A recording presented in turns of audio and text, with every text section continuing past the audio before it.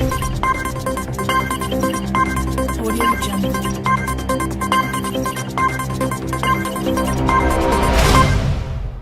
While watching the scenes of the devastating earthquake and tsunami that hit Indonesia a few weeks ago, I was transported back to my visit to the country 13 years ago.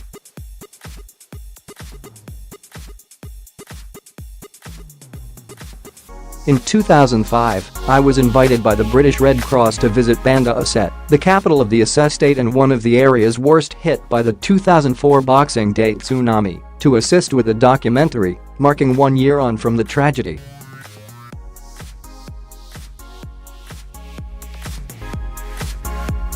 Until you visit a disaster zone like that, it is very difficult to comprehend the level of chaos and loss that ensues. My first impression was, if we are 12 months into recovery, what the hell was it like 6 months ago, or when it first happened? I moved around trying to absorb it, but couldn't really take it in.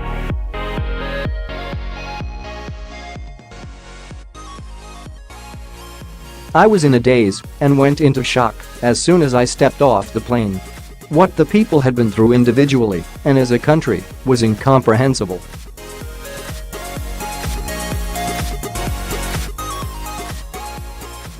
Even a year on, people were not quite ready to reflect.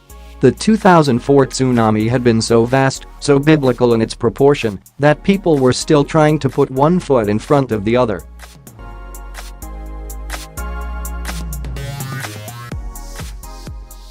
Both literally and spiritually. It was post-traumatic stress disorder on a civic scale, from the sense that nature had turned against them, compounded by the loss of the people that they loved.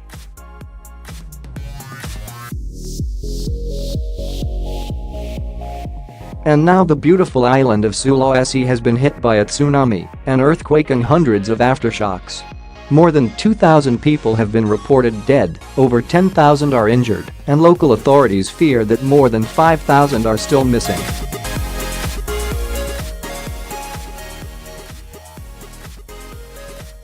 A natural disaster kills quickly, but it also kills slowly.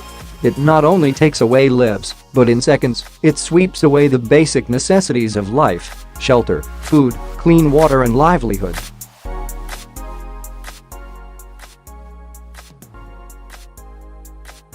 It leaves people hungry, homeless, and vulnerable to disease. This is why we need to work together, and quickly, to help the survivors of this recent tsunami and earthquake, to ensure they get the vital necessities to keep surviving.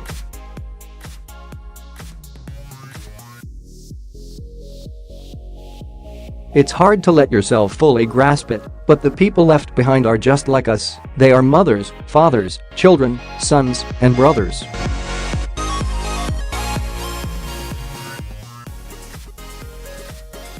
We need to put ourselves in their shoes and imagine how it feels to lose everything, if it happened to you or your family.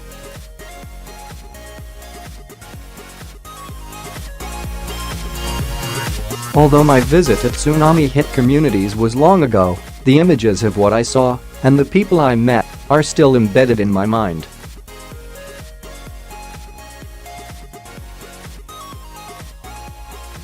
I remember walking into what was once someone's home, where marks made by the force of the water, when it hit the walls, at 10 feet high, were still visible.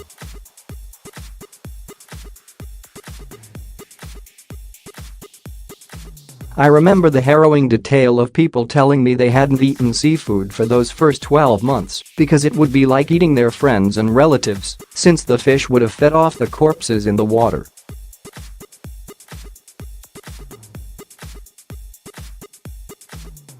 When you hear something like that, you get a sense of both the practical and the psychological impact of the disaster.